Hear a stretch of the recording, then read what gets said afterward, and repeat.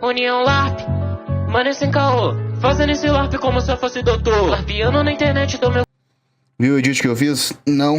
Ai, fiquei meio fora do Discord hoje.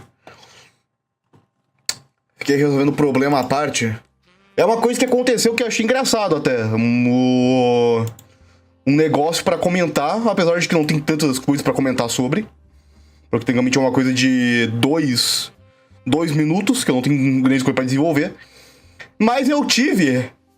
Acho que foi sábado ou domingo. Não vou saber agora dizer ao certo. Ou nem se foi, tipo... Não, acho que foi de sexta pra sábado, propriamente. Que eu tive minha primeira paralisia do sono. É meio específico dizer isso. Aqui. Pera aí. Tive minha primeira paralisia do sono. Eu não sei como desenvolver, mas... Eu tentando ignorar uma coceira que eu tava, acho que na perna...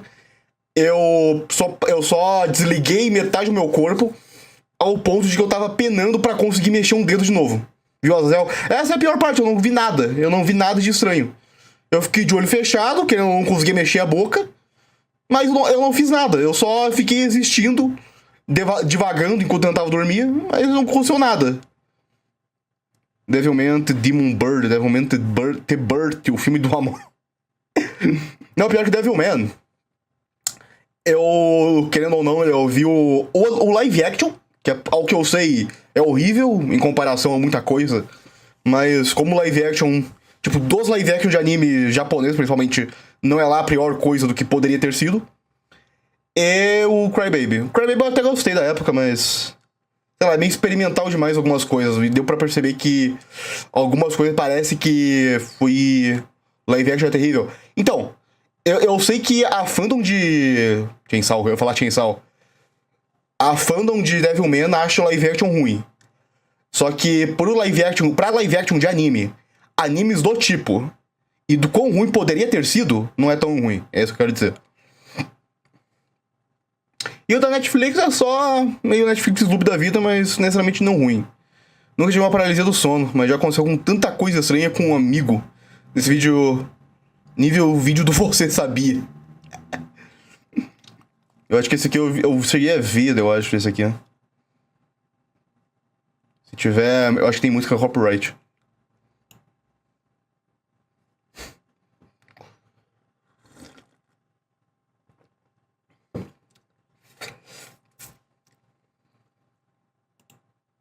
A música é boa.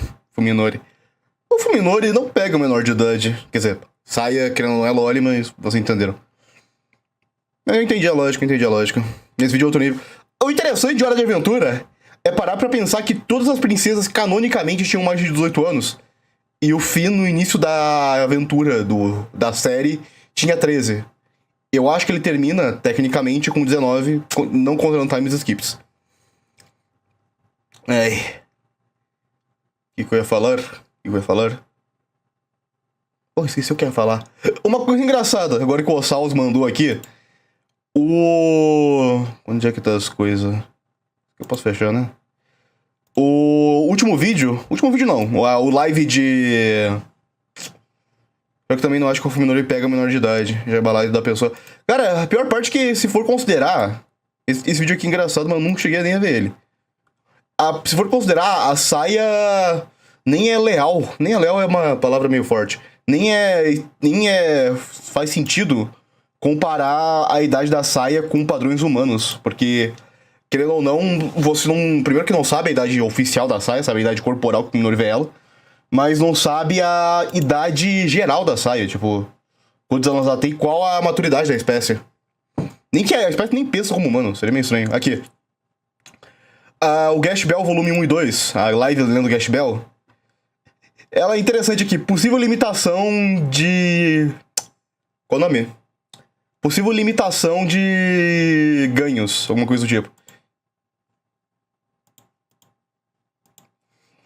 Porque tem a música do Predador de Perereca que o Ossal usou na coisa dele.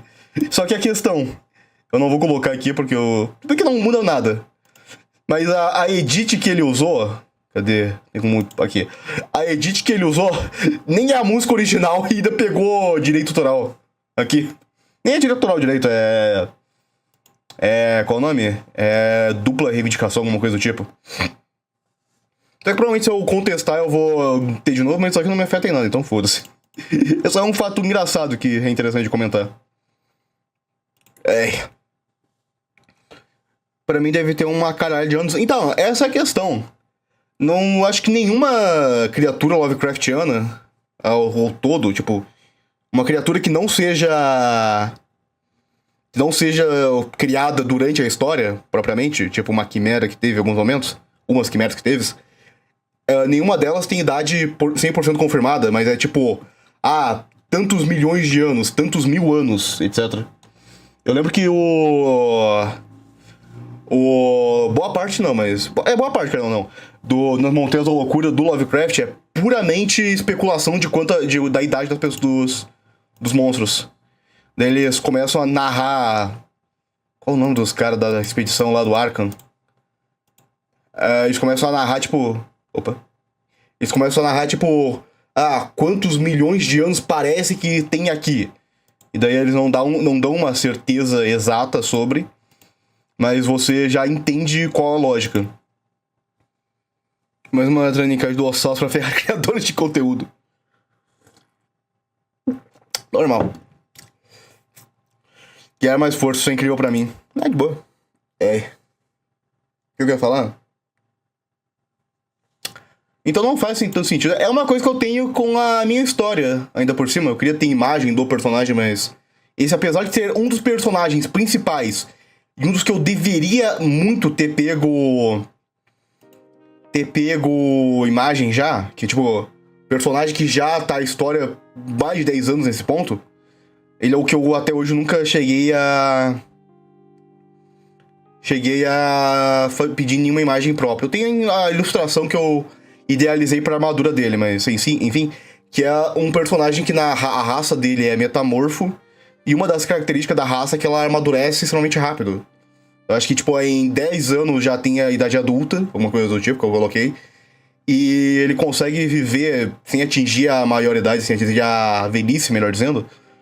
Tipo, até os 60, 70, alguma coisa do tipo. Daí o personagem lá tem umas coisas específicas. Daí é uma lore desgraçada do porquê esse personagem é tão importante. Do porquê a raça dele é tão importante, né, por cima. Fica esse conceitual interessante. Pés de Piccolo Dragon Ball? Porque eu não, sim. O Piccolo tem isso mais ou menos.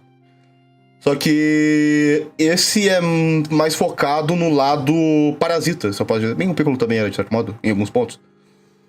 Porque a raça dele é considerada uma raça parasita social. Tipo... replicante não, é doppelganger.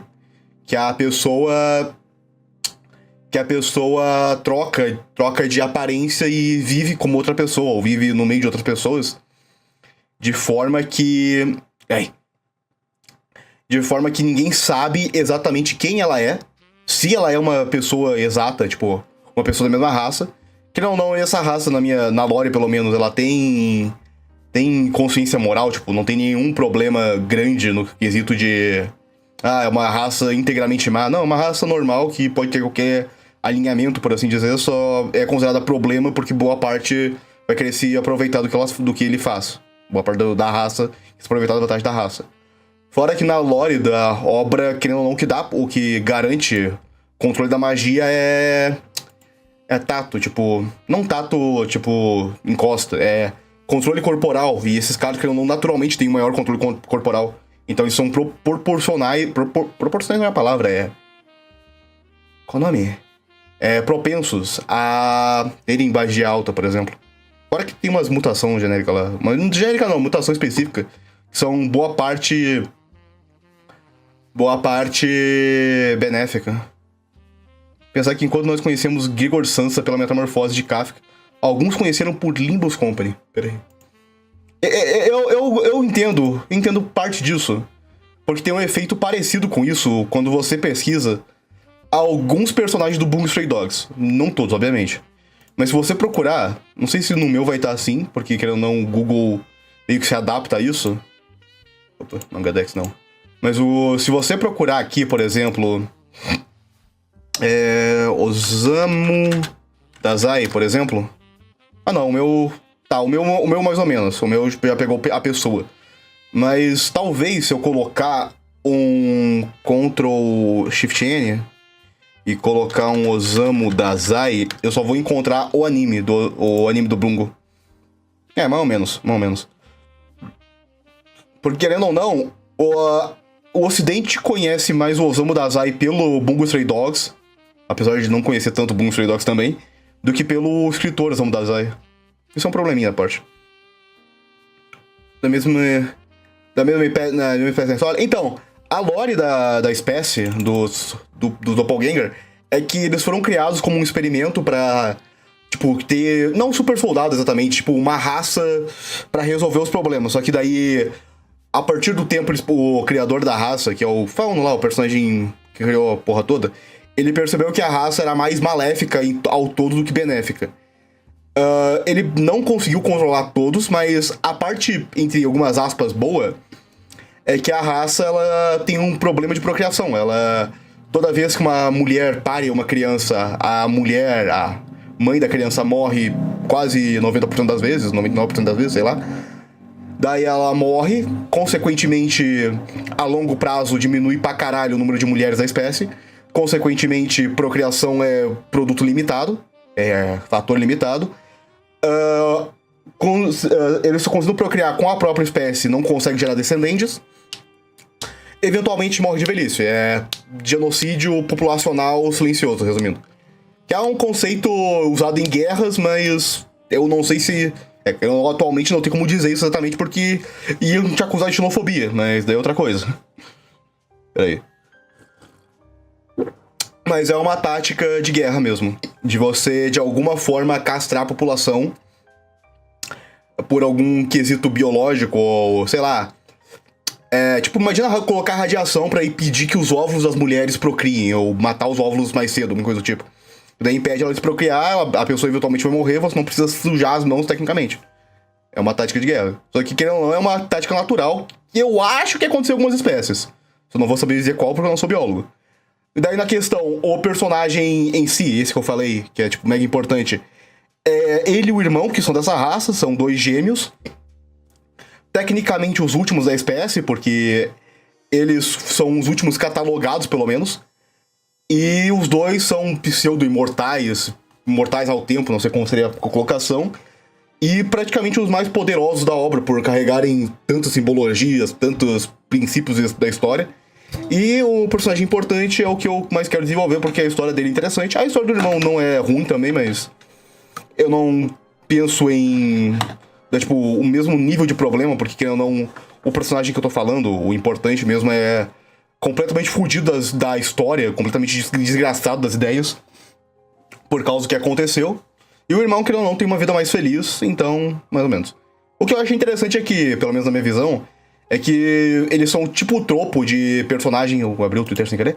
O tipo tropo de personagem que a história meio que quer colocar que um vai ser o vilão do outro. Tipo, eu sou o contrário de você, logo você é meu inimigo, em parte. Tipo, um Dante Virgil da vida, alguma coisa do tipo. Só que eu não penso em fazer isso. Eu penso, um não suporta o outro, mas eles são irmãos que não brigam além do habitual de irmãos, por exemplo. Essa ideia é mais bizarra, muito interessante. Eu tento pensar um pouco mais sobre isso nas minhas ideias. Acho bem legal o jeito que você pensou. Peraí que eu tô me coçando. Querendo ou não, boa parte que eu tô falando é da boca pra fora, sinceramente. Porque eu não parei pra... Não, parei, mas não pra pontuar tudo que eu quero colocar. É só, tipo, na ideia, na voz, no papel, parece interessante. Só que na prática eu não cheguei a bolar muito. Daí tem aquela coisa de os dois têm o mesmo nível de conhecimento, a mesma coisa, só que eles são, tipo, um contrário do outro. Enquanto um faz uma coisa, o outro faz o exato contrário, por exemplo. Filho de Anjo Demônio, Tipo, um dos caras tem um poder que de alguma forma invoca fogo. O outro tem um poder de que de alguma forma invoca gelo. Daí tem referência, se não me engano, o nome do poder dos dois é literalmente Bifrost, da mitologia nórdica. Só que daí os reinos que, tipo, as ramificações dos lugares da Bifrost cada um usa diferente. Tipo, um usa X reinos e o outro usa os X outros reinos. Daí eu tenho que parar pra analisar ponto por ponto pra fazer os paralelozinhos, mas, tipo, um usa o reino dos elfos da luz, o outro usa os elfos da escuridão, um usa o Helheim é o de gelo, daí o outro usa Valhalla, por exemplo. Eu não lembro como é que é o do fogo e do gelo, propriamente. Bem que eu acho que os dois são a mesma coisa, enfim. E aí tem isso, piadinha não mitológica, analogias básicas, que boa parte das obras tem também, mas